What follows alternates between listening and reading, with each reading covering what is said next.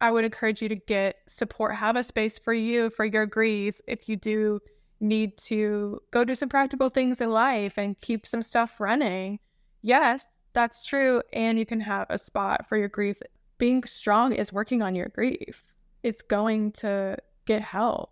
It's modeling that for the people that you love the most. It's not white knuckling it and pretending you're okay. You just lost your loved one.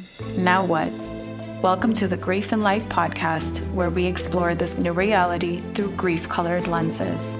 Openly, authentically, I'm your host, Nina Rodriguez. Let's get started. Is there a right way to grieve? That's a question that echoes in the hearts of so many who have experienced loss. If we haven't met, my name is Nina Rodriguez and I am your host. And today we are delving into the myths and truths about navigating grief with our special guest, Shea Wingate, aka the Grief Girlie, a licensed therapist and grief coach dedicated to helping people navigate the complexities of grief. Shea understands firsthand the profound impact of loss, having experienced the deaths of both of her parents and her sister in less than 2 years. She's passionate about debunking myths around grief work, emphasizing that it's all about learning to live with loss, not simply getting over it. Shea, welcome to the Grief and Life podcast. Hey, Nina, thanks for having me. It's an honor. I'm so excited to have you. We met through the Get Griefy collective, and you've just been such an amazing light in the space for a while. First, I want to frame the conversation. There is a difference between moving on and moving forward. So can you break that down for us, starting with what is grief? How do you define grief? Yeah, so grief is loss, some disappointment in life, whether that's somebody dying or a disappointment in life. Like, I had a breakup, I didn't get into the school that I always dreamed of, or I have a chronic illness now that I'm having to deal with. So most of my work is grief as in death, loss of a loved one. I do want to acknowledge that people may be listening who are experiencing other kinds of grief, living losses. And also when somebody dies, there's other living losses. I can remember feeling so upset and grieving my mom selling our home, my family home, when my dad died. Of course, it made sense for her to sell it. She couldn't keep managing it and her cancer at the same time. So it was just overwhelming for her. But losing that home felt like a loss. It felt like I was losing a sense of security, a place I could always go to if I fell on my face in the world. Gosh, I could absolutely resonate with that. I'm having a bit of anticipatory grief with that. With my grandparents' home, they lived there for about 40 plus years, actually. Mm-hmm. So it's the one place in the world that I've always known. And they're, almost in their 90s, not the same thing. So I want to honor that, losing your parent at an earlier age is just layers on layers and layers on loss. But I could relate to the fact that even grieving the home where you grew up, and that stability and those memories, that's a side of grief that maybe we don't talk about enough. Yeah. So I think sometimes people have this idea when they come to grief therapy that coming to grief therapy means they're trying to move on from the loss of their loved one or get over it. And that's not the work that I try to do with people, because I don't believe we can move on or get over it. Like, these losses are a part of our story and who we are, and they have changed us. And so it's not about getting over it. It's about learning how to grow around your loss, live in your new normal, and recognize that there is a life that you can live, a beautiful life, and finding meaning in that life and what you want to do. And the kind of grief that people experience, and I experience too, is that you're also grieving yourself, the version of you that you got to be in the before lost life. And so navigating your new normal, not only are you trying to figure out your role and not the special person, but you're also trying to figure out, well, who am I now? Because this loss has changed me. What do I need now? What matters to me? What doesn't matter to me? So really, the grief work is about processing all of that and making space for your loss, but not about just, you need to just get better and stop talking about this loss and never think about this person again. Our sense of identity shifts tremendously after loss, and especially after, I can imagine, after multiple losses so close together. We're going to delve into that, but there's a sort of response, like it's almost like a knee-jerk response that I've heard from different people about, oh, you're being negative when you say that, like you're never going to get over your grief. So can you kind of deep dive into the nuance of why we say grief lasts a lifetime? What exactly does that mean? Yeah, I am going to carry my parents and my older sister Karen with me through my life. It doesn't mean that I'm not going to live my life. I'm going to live my life, but I'm integrating my grief into my life. I'm incorporating my grief and my new relationship with them, my new relationship with myself. It doesn't mean that I'm in that acute period of grief where grief is just in my face and I can't see anything but grief. But it's not like I forget about them or I don't want to talk about them anymore. I don't feel sad sometimes. I think there's this pressure in our society that we have a limited amount of time to grieve. And then after that, you don't need to be sad anymore or need to work it out. But I have been sad at times, especially when big life things happen. There's the sense of we lose them over and over again in those moments. And just so people get to know a little bit about your personal story, I would love to know about the loss of your mother, your father, and your sister, Karen, starting with, if it serves you, to say their name, and we'll honor them through these conversations, and then elaborate as much or as little as you would like. I was studying to be a therapist when I was in my early 20s, and I always wanted to be a therapist, and I came across grief work and I was so interested in it. I thought it was just so different than other mental health work. You weren't solving a problem or fixing somebody who was like, quote unquote, something was broken. You were really witnessing what people were going through and sitting with them and companioning them. And so I really liked that work. And I remember saying, I want to be a grief therapist one day. Wow. The universe was listening and I got schooled in grief, and I can laugh about it now, but it's just so interesting how that was something that was calling to me. And then a couple of years later, I'm a therapist. Of course, I'm working with grief because we all have grief. Everybody has grief and loss in their life. But I didn't have the lived experience. I didn't understand, even though I was so interested in it, I didn't really understand how grief would land in your body and disrupt your life and, turn your world upside down. I couldn't even imagine losing my parents and my older sister. It would just been so awful. I mean, it was awful, but it was just something even though I was interested in grief work, I was afraid of losing people.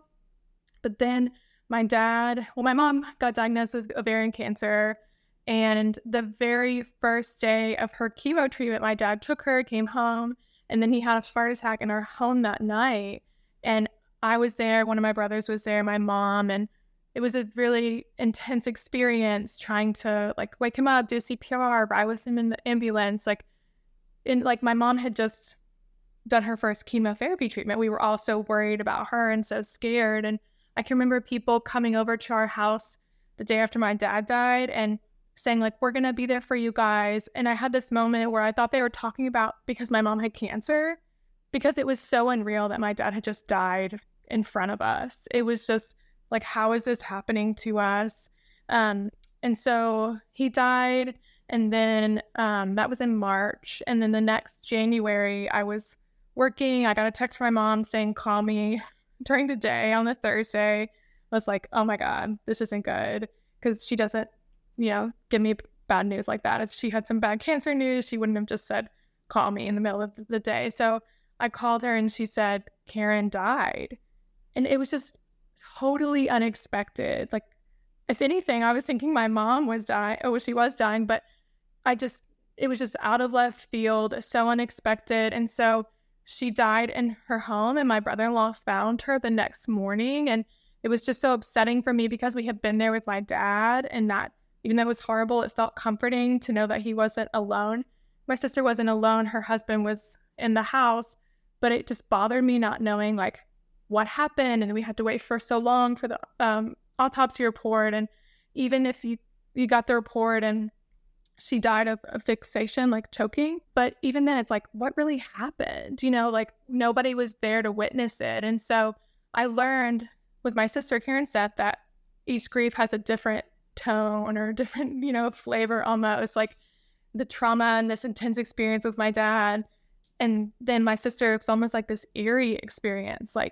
How can this be happening? And that was in January. And then April, a couple months later, my mom I mean, losing her husband was one thing, but losing her daughter was like just so devastating for her. I remember coming home and seeing her when I came home after my sister died, and walking in the door and thinking, oh, mom has given up. Like she's done. Like this is so much harder than losing her husband. I mean, she had been through so much with the cancer, and we weren't getting good results of their treatment. So she decided to stop treatment and go on hospice. And then she died in April, and she did hospice at home. It was during COVID. So me and my two brothers and my now husband were just around the clock helping her. And then we were there when she died. And like, it was just a different experience too. So we were expecting her to die. And so like back to back to back, I had these 3 different experiences with loss, like losing different people who meant different things to me, but then the way they died, how I found out, being there, not being there. So I definitely got schooled in grief, and I guess that is a long version of the story. There is so much to unpack there, and I'm thankful for your honesty and your openness about all of it. As I'm listening, my body's like reacting to the story. My heart's, racing and everything. Just even picturing what you went through, so close. And something that you said when people said, we're going to be there for you, you didn't even associate that with the loss of your father, because it was just shock and disbelief and trying to process what the heck just happened. It's so disorienting. And I'm so sorry. I would like to say their names if that would serve you. What is your mom's name, your dad's name, and obviously your sister Karen we know of? Heidi, Edison, and Karen Wingate. Wonderful. And this is, I believe we get to honor them through our stories and through sharing. They're more than the ways in which they passed, but we also share how their life impacted us and continue to impact us through our work and our stories. And I am always so curious about the differences of how loss impacts our lived experience and how it's processed in the moment. You had 3 physical losses and all the ripple effect of those losses. And I also find it curious that you actually got into grief work before any of this happens. Usually that order, from what I've heard, is reverse. Do you feel in some way there was just a knowingness in a almost like spiritual or metaphysical way, like there's a knowingness that maybe you just needed this information to be able to navigate what was coming unbeknownst to you? Yeah, I think part of it just makes sense with my personality to just sit with people, companion. I just have a big capacity to listen to hard things. So, and that's why I was wanted to be a therapist anyway. But I do think, this was like my calling in life, something I was drawn to, and I never expected life to go this way. And it's so interesting because I do feel like the grief work that I knew about, the interventions I knew about in my head from school, I didn't even think about those when I was in the really early acute grief. You're just so in survival mode, and that's not something I fully grasped as a person who hadn't experienced that kind of loss. And I think my loss enriched the work, but I think my personality, and I was saying, like, this is what I meant to do. This is a calling. And also there was grief in our family that we never talked about, which I'm sure a lot of people can relate to. So it always felt like there was these ghosts around me and these people that we never spoke of, but there were like pictures of them. And so I think I was just always really curious about what happened to these people. Why don't we talk about them? Grief is just this kind of taboo in our society, and that was interesting to me. Very interesting. And I know there's a difference between the grief studies and education as a professional and that added layer of the personal experience. So talk to us about why it's important to find somebody, A, who's grief informed. What does that mean? And 2, the benefit of working with somebody who's experienced a loss firsthand. Mm-hmm. I think one of the most obvious benefits as a therapist is understanding that the person isn't like necessarily having this mental health crisis. It can be a mental health crisis, but grief is just hard and ugly and difficult. And so just not pathologizing everything that doesn't need to be pathologized. So I think that is helpful for somebody who's looking for a therapist, and just speaking the language, just understanding the shorthand. I find that I do work with other clients who have concerns that aren't grief, and they don't need me to understand panic attacks or like to have the lived experience of bipolar depression. They're just here for help and information. But there's something just so personal about grief that it's immediately comforting for people to know my story. That's why I'm so open about it. And to know that I speak the language and I get where they're coming from, especially if they've had a bad experience with someone who, a therapist, a provider who didn't understand them. So it's different in that regard with other mental health concerns that people just really want to know you get it. Definitely. For example, when my parents went to the therapist after my brother's passing, the one moment that has been marked in their memory as a moment of this person really understood and they got it was when this therapist kind of broke the code, if you will, of how the roles are supposed to be separated.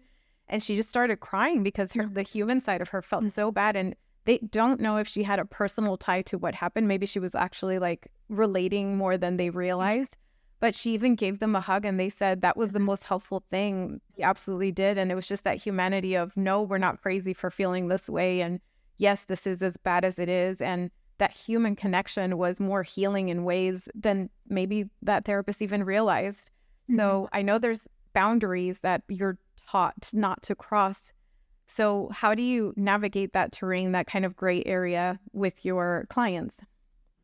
I don't talk about anything other than like my grief. If they're sometimes people don't know my story and they'll ask me. I find this true for a lot of people who come to me. They're being referred and maybe they haven't personally like heard my story. They'll ask me if I've ever lost anyone. So I'll just tell them. But I would say most people already know, and that's just comforting for them. Sometimes when people ask me like, did this happen to you? Did you feel this way? And I'll just be honest, like, yes, what you're saying makes sense. Like I had somebody today ask me if I felt the same way that she did. And we just processed how the manner of her daughter dying was different than anything I experienced. So she had a different outcome. But just like putting it back to the client or just being honest and simply answering. If they want to hear more about my story or listen to me in depth, like there's a whole bunch of it on my Instagram. And people are just so ready to talk because no one in their life is talking to them or asking questions or giving that space. So I find that they just want to know that I get it. And that's usually enough. Thank you for that. And I said client, I meant patient. But you do work as a licensed therapist in your state of Tennessee, I believe. Unfortunately, because of, the limitations in the United States with being able to practice only within certain areas, you've also done grief coaching. So for somebody who's maybe new to this, what is the difference between therapy from a licensed therapist and grief coaching? And what is your approach to each one? How do they differ? Yeah, so I do grief coaching for people in other states, and it is different. We're not necessarily, I'm like more giving information. We're providing, feedback to them about grief, what to expect. There's just like not a lot of education. People really don't know what to expect. They feel like they're going crazy. And so just some education is a lot of what I do with the coaching. Normalizing is what I do with just listening, providing space. Whereas if somebody is coming to me for like, they maybe have another mental health concern going on, or like their grief has exacerbated an old eating disorder or something like that, we're doing more, we're kind of being in the grief some, and then we're being in the other mental health concerns some and doing interventions for those different things. So if somebody were to come to me for, grief coaching and have some other mental health stuff going on, we refer them to a provider who could help them deal with that. I think it's hard because sometimes people are in therapy in other states and they're trying to work on their grief with that therapist who's maybe not grief informed, and they have other stuff going on that their therapist is great at helping them with, but they just want to talk to somebody who understands grief. And so that's just my role with them. Thank you. What made you become the Grief Girlie? Like anybody's listening or watching, if you go at the Grief Girlie on social media, you will find her account. She has amazing content and information, which is part of what you said. There's such little discourse. It is changing. I think social media is getting normalized, but you provide so much value in your social media platform to educate audiences wherever they get your information about grief. So when did that side start, and what role has social media played in all of this? So when did I start the Grief Girlie? All the years run together. 2022 or 3, just because I wanted to provide like grief information, like you said. I just was thinking about it all the time, frustrated about it, wanted to provide information and wanted to connect with other people that were doing the same thing and see what was out there. I remember following the hashtag grief after my dad died on social media because I was feeling sick of seeing everyone's happy life. I was like, I need to scroll and zone out, but I cannot deal. So that was really helpful for me. It was so surprising how helpful it was for me. Definitely not something I learned in, therapy school, but it was so helpful. And I wanted to provide that for other people. And I felt like I brought something unique to the table. I'm a therapist, but also I have these 3 losses. I was in my 20s when I lost these people. Like you said at the intro, it was so quick, less than 2 years. So I thought maybe other people could relate to my story, and hearing other people's stories helped me so much that I knew it would be helpful for people, and especially young people losing both of their parents. It seemed like nobody my age could relate to me. I found that I was relating to my friends' parents a lot more, and not my peers, but I knew that there happened to other people out there. So I just wanted to be like, hey, look, there's other people that experience this. You're not alone. Definitely. And social media has been such a beacon of light for so many of us because thanks to the hashtags and the algorithms helping us connect, there's a greater conversation happening. And it is extremely helpful, like you said earlier, to have the language. Grief in a way is a language, and learning it is so incredibly helpful because you realize your experience is normal. Other people have been there, and there's ways to move forward through it. And right? I always say grief is living in the end. I want to go back to one thing about your mom that you said. Life could be so surprising that she was the one with the terminal diagnosis, and yet here, your dad and your sister and all these other surprises that happen along the way that we just could not have seen. So when somebody gets a terminal diagnosis, it feels like your life is over, and yet what loss has taught so many of us, it's so cliche, but you really just don't know. Like your days could be counted. You just don't even know that. We aim for a full life. We aim for that typical like movie, you die at old age with your family around you, like all these things. But gosh, for so many people, that doesn't really happen. So I read this quote, shout out to Janet from the Mother Love Project. It's a blog that you shared about the experience of losing your mother. And I'm going to read it. It says, I remember seeing her for the first time after my sister's death, and I knew something had shifted for my mom. Cancer couldn't scare her. Losing her husband didn't stop her. Living alone was possible, but losing a child seemed like a fatal blow. So I can't believe I wrote that. It makes me want to cry. And I'm sorry. No, it's okay. Actually, I'm not sorry. My crying on your podcast. And I like it out when you hear it, you're just so, it's so powerful. I mean, I could write that, I could talk about it all day, but hearing it back, I grieve for myself, which is okay. I'm so allowed to do that. Absolutely. And thank you for saying that, because when I read it, I was grieving for you. My heart broke for you. I was seeing this moment through your lens as a daughter, as a bereaved daughter, having to experience all of this. I lost my only sibling, and that was shocking enough. That sent ripples enough. I can imagine, although it's very painful to do so, to lose family members so close in everything, in proximity and relationship and time and all the things. So my heart went out to you, and I love that you say I grieve for myself, because I want to also normalize that if we don't validate it for ourselves, we can't validate it for others. And so much of this process is validating it for ourselves. Talk to us about that moment that Shea was going through, almost as an observer, seeing all of this unfold in front of her. And what was that like, and how you, I don't know if regained your footing is the right word, but how you navigated that to the person that is across from me today. Mm-hmm. Well, a lot of it is simpler. I mean, it's so interesting, like what you said, my mom was the one with the stage 4 cancer that wasn't responding to chemotherapy. And then here she is dealing with all of this loss and having to pick up all the pieces. So it wasn't expected at all. And how did I get here? One day at a time. Seriously, I felt my feelings a lot. What the advice I would give to people is just try to take it one day at a time. Take it slow. I felt like I was in a hurry to get somewhere else or finish grief or get better, whatever. But it wasn't like that. I just lost so much, so I needed to like take it slowly. But yeah, losing my mom was just the hardest. It's so interesting how each loss is different and the person that you lose is different, what they represent in your life. And I don't feel bad saying that losing my mom was the hardest. Like, I missed her the most. That was the hardest loss. And I think just like losing a parent or a sibling, like you lose a sense of yourself, your stability, your story. And it's like a part of my history was gone with these people.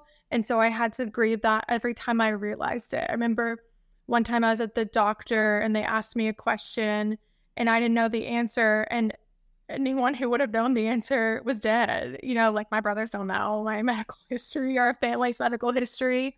And so just allowing myself to be sad about that and cry about that and feel those feelings. And one thing now looking back, I wish I would have done is allow myself to have positive experiences, because I was just so in the grief because I'm good at being in deep, dark emotions.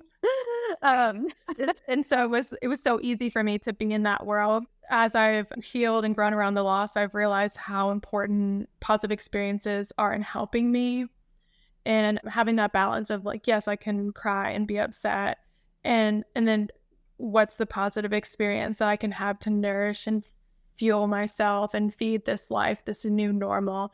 And I think one of the reasons I didn't allow myself to have positive experiences is because it felt wrong, it felt bad, and I didn't have the energy. Like what I would have thought would be fun and positive, I couldn't physically do. So redefining what's fun and nice and positive. I remember on my dad's death anniversary, I was telling my friend I wanted to get together and do something because I wanted to mark the day. And she said, oh, let's go whitewater rafting and camping. And I just thought to myself, I cannot go whitewater rafting. I can't get in this flimsy boat and almost die myself. And I can't go camping. I'm too tired.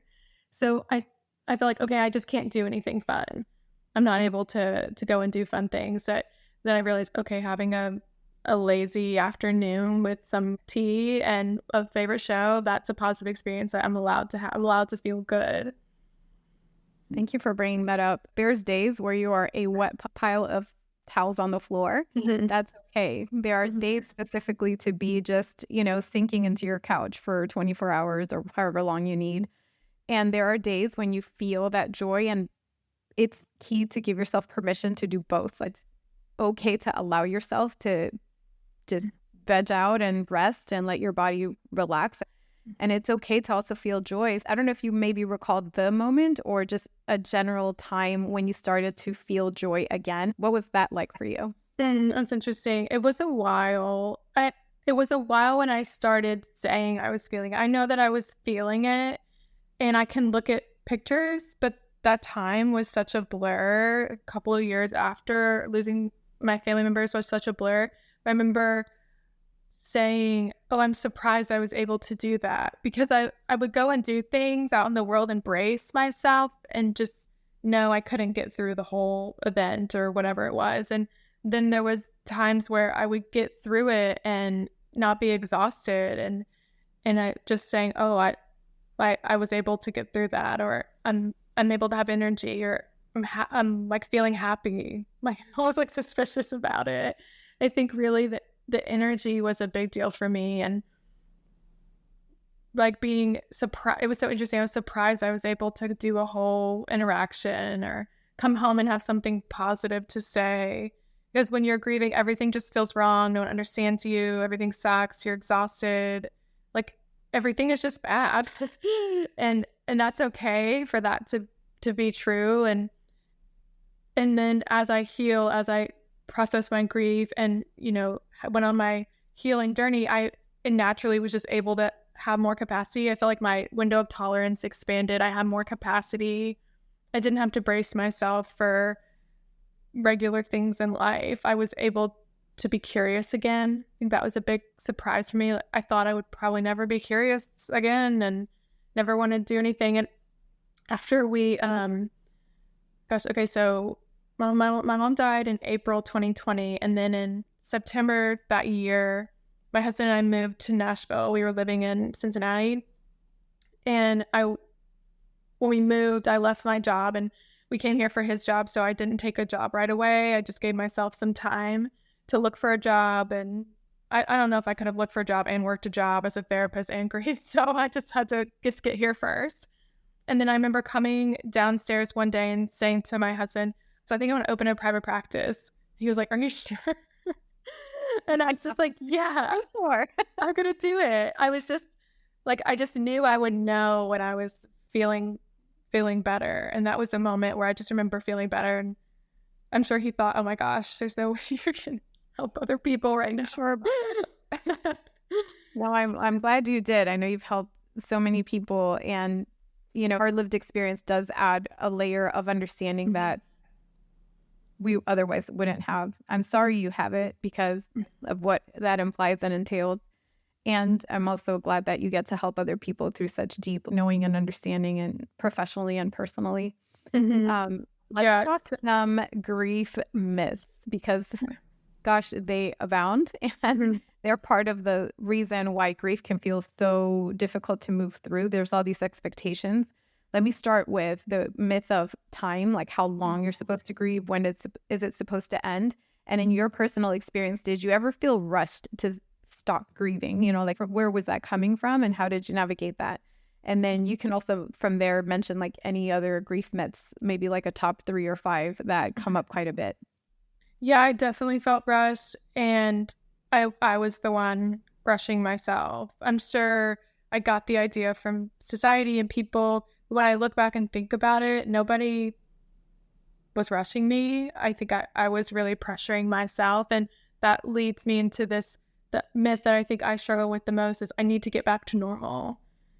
Like I have to stop being this strange person and I need to get back to normal. But there's no going back to normal. I'm forever changed. And what does that even mean? I'm going to act like my life didn't just get turned upside down. And no, it did. And acknowledging that, it's so interesting how we can put that pressure on ourselves. I understand, and I know people have others in their life who pressure them from work, from relationships. Like sometimes I was even interpreting it as pressure, but it wasn't. When people would try to give me like a positive spin on something, I thought they were pressuring me. But now in this like clear headspace, I know that they just didn't know what to say, or they were trying to be helpful and encouraging. So I think the pressure was coming from myself and misinterpreting things sometimes. I want to deep dive a little bit into that. Can you give an example of something somebody said that made you feel pressured? Because I can relate to that so much. And in hindsight, in the moment, no, but in hindsight, I can say, gosh, a lot of that was me misunderstanding, like not allowing myself to take the time that I needed, feeling like I had to be productive ASAP. So what was that? What was that brought it up for you? Well, I think these ideas came from people who didn't really know me that well. So I think that was like kind of a clue that maybe it wasn't like I needed to take advice from them. One person asked me how I was doing, and I had this moment of thinking before texting them back, and this moment of, should I say I'm good and pretend, or should I say I'm terrible, which is the truth? And of course I went with I'm terrible and telling the truth of my feelings. And that person texts back like something like, try to look on the bright side, be more positive. And I just felt so misunderstood in that moment and so upset. And it almost felt like you need to just get better. You need to just be okay. But that person didn't really know me. They probably didn't know what to say. And I just learned they're not my person to go to for grief. And I think another time, like I said, when we moved to Nashville, I didn't have a job right away. And I was talking to somebody about it, like, what am I going to do? Where am I going to work? And he said, well, you'll figure it out soon, which is probably like, he wasn't saying anything. But in my mind, I heard I need to figure it out now. Thank you for saying that, because it's an operating mechanism that's so subtle, but it compounds with every interaction that we have. And then we have this almost like anxiety about, gosh, I'm not doing enough. I need to get over this. At least I did. Let's speak for myself. At night, sometimes the thoughts swirl around and you're just thinking, am I taking too long? Am I really indulging in sorrow? And maybe not. I just know that with the ebb and flow of grief, the waves, if you will, there are days for certain things to take place. Just honor your truth. That being said, what is a line that you need to watch out for as a griever where maybe the grief is turning into something else? Mm-hmm. That's a really good question. I would say that is individual basis. That's why it's so important to work with a grief professional. And I can give you some general things, but with the caveat that everyone's on their own journey. Technically, the DSM, the book that therapists use to diagnose people, it's a year, which I don't believe at all. I think that's crazy. A year. You're just trying to started at the year. Yeah, and you know your name for a whole year. So that's crazy. So anyone who's heard that, you can listen to a therapist saying that. I think that's really soon. I understand why they do it for diagnosing, insurance purposes, whatever, but that is too soon for me. When your life is like more grief than anything else, and the grief has pulled down all of the things in your life, like grief has caused you to lose your job, like have horrible relationships, like be cut off from people, doing things to cope that are actually hurting you, like drinking or risky behaviors. You're not able to function in your life. I think that's a sign that grief is driving the bus. I've heard another grief therapist say, when she gets asked, when should I get help for grief? Her answer is, when you first think that you need help.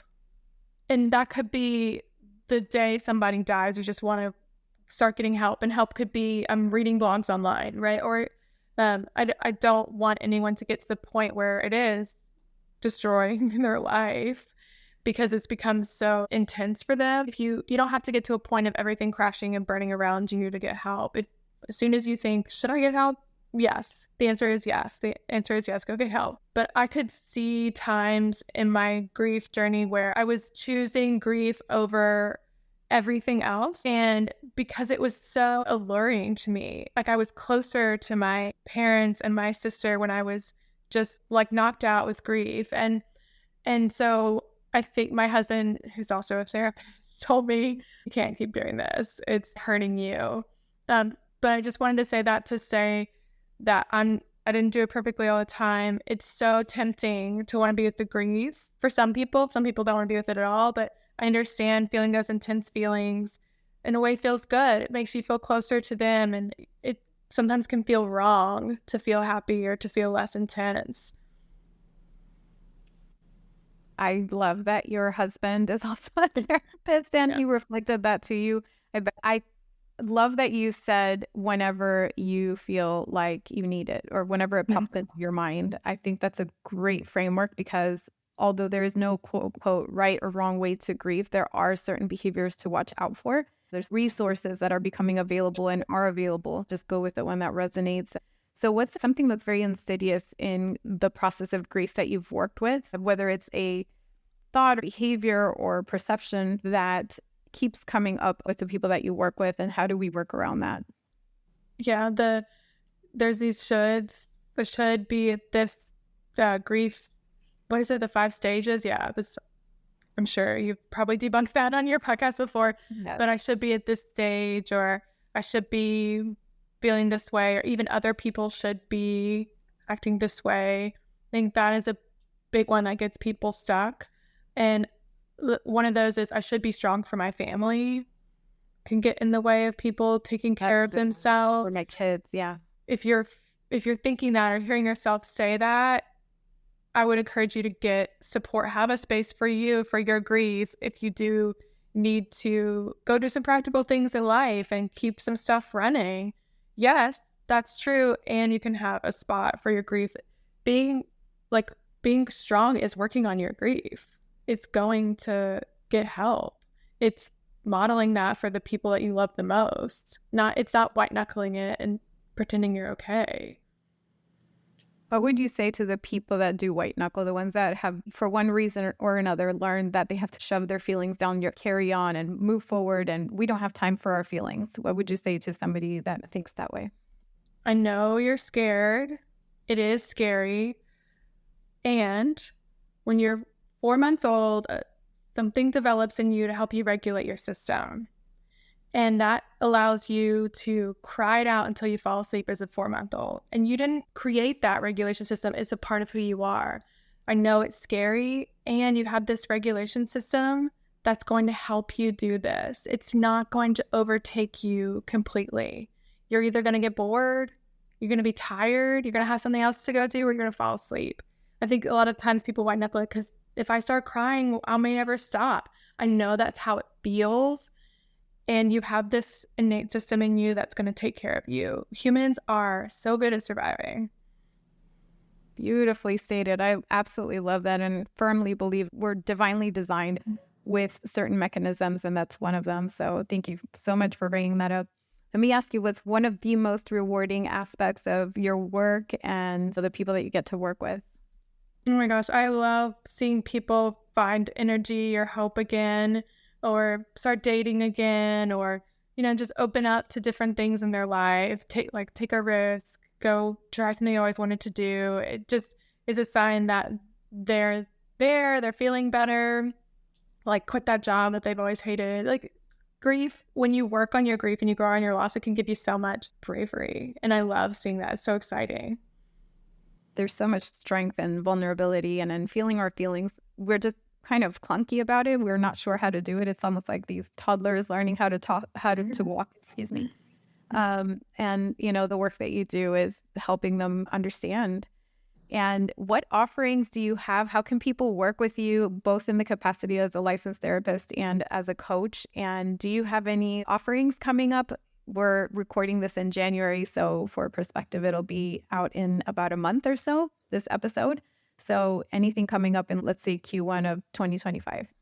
Yeah, so if anybody wants to interact with me for free, I've been on a lot of podcasts like this, and my Instagram, like Nina said, and also I have this thing called the Grief Club, which is a free online platform where I talk about a different topic each month and dive deeper than the 90 seconds I have on Instagram to go over a topic.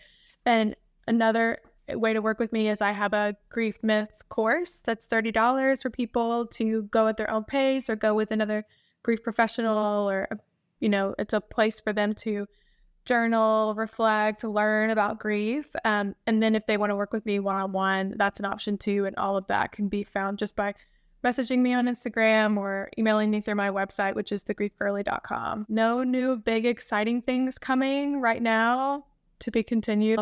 Follow my platform for that. Well, all that sounds big and exciting to me and to, the people that need it, because at the end of the day, I remember the version of me 5 and change years ago, desperately seeking resources. And what I was finding was just not clicking. Unfortunately, a lot of the grief, especially at the time, a lot of the grief information was for somebody in their late age who lost a spouse, or there was nobody my age speaking out loud about the experience of grief and loss. So thankfully that is changing, because we need these resources, and Shea is a tremendous resource for the community. I will link all of the information that you said in the show notes. Yeah, I totally echo that. There's a lot of outdated grief stuff out there, so it doesn't have to be that way. If you're finding something that's stuffy, it probably is. So just keep moving, find something else. Yes, the conversation is getting a tune-up. What advice do you have for somebody in their early grief? Where do they start? Mm-hmm. Rest is productive. Your brain is dealing with so much, trying to process this loss. So rest. Just take all the rest opportunities you can, and Give your brain a chance to process what's going on. And then if you're a big feeler like me, try to have some positive experiences. If you're a person who wants to run away from it, try to be brave, let yourself feel, or have someone guide you in that feeling. And then talk about your grief. Your grief needs to be expressed and witnessed. Tell your story and then tell it again and tell it again. I promise the people that love you will keep listening. And if they're not listening, I will listen to you. Nina will listen to you. You just need to keep telling that story to help integrate it into your experience. And don't feel bad about needing to talk about it. Keep talking about it. Beautifully stated. Sharing our stories is so healing. I don't know if this happens to you, but every time I share my story, there's a little piece of me that integrates more into my lived reality. It honors the truth of it. Whenever I get to talk about my person, it helps me remember them, practicing continued bond. So the story aspect of it, we can sometimes feel like it's a burden to share our story, and it is absolutely not. Not everybody's meant to be your audience. That's okay. We're not meant to share our story with everybody. That's okay. We have agency as to how and when and with whom we decide to share all the details, but it is really, really important.